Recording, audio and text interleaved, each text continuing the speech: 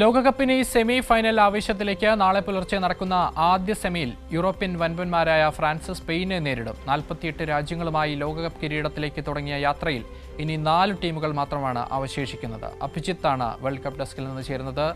Abhijith, world കപ്പിലെ ഏറ്റവും നിർണായകമായിട്ടുള്ള 2 മത്സരങ്ങളിൽ ഒന്നാണ് ഇനി നടക്കാൻ പോകുന്നത്. എങ്ങനെയാണ് ഫീൽഡിൽ നിന്ന്, കളത്തിൽ നിന്നുള്ള പ്രതീക്ഷകൾ?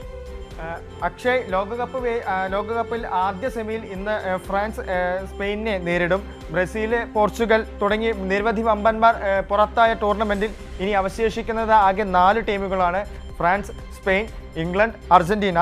ഇന്ന് ആദ്യ സെമിയിൽ ഫ്രാൻസ് സ്പെയിൻ പോരാട്ടം നടക്കുമ്പോൾ തന്നെ മറ്റൊരു യൂറോപ്യൻ ക്ലാസിക് പോരാട്ടത്തിന് കൂടിയാണ് ടെക്സസ് സ്റ്റേഡിയം സാക്ഷ്യം വഹിക്കുന്നത്. അതേസമയം റയൽ മാഡ്രിഡിന്റെ കിലിയൻ എംബാപ്പയും ബാഴ്സയുടെ ലമീൻ യമാലും ഇരു ടീമുകളിലും അണിനിരക്കുമ്പോൾ തന്നെ ഒരു ബാഴ്സ റയൽ എൽ ക്ലാസിക്കോ എന്ന് പറയുന്ന പോരാട്ടത്തിലേക്ക് കൂടി ഇന്നത്തെ നടക്കാനിരിക്കുന്ന മത്സരം സാക്ഷിയാകുന്നുണ്ട്. ഇതിനു മുമ്പ് ലോകകപ്പ് വേദിയിൽ ആകെ ഒരു തവണ മാത്രമാണ് ഫ്രാൻസ് സ്പെയിൻ എന്ന ഒരു പോരാട്ടം നടത്തിയിട്ടുള്ളത്. 2006 നടന്ന ആ പ്രീ ക്വാർട്ടർ പോരാട്ടത്തിൽ മത്സരത്തിൽ 3-1 ഫ്രാൻസ് ജയിക്കുകയായിരുന്നു. അതേസമയം ഇരു ടീമുകളും അവസാനം ഏറ്റുമുട്ടിയ യൂറോപ്യൻ നേഷൻസ് ലീഗ് സെമിയിൽ ജയം സ്പെയിനൊപ്പം നിന്നു.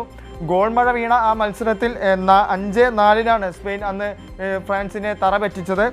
ഇന്നത്തെ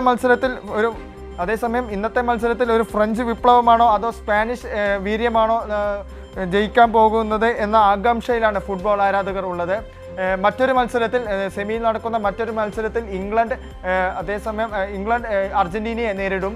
ആദ്യമായിട്ടാണ് മെസ്സി ഇംഗ്ലണ്ടിനോടുള്ള ഒരു പോരാട്ടം പോലും നടക്കുന്നത് എന്നുള്ള പ്രത്യേകതയും അടുത്ത സെമി മത്സരത്തിലുണ്ട്. അക്ഷയ്, ശരി. അഭിജിത്താണ് വേൾഡ് കപ്പ് ടെസ്റ്റിൽ നിന്ന് വിവരങ്ങൾ നൽകിയത്.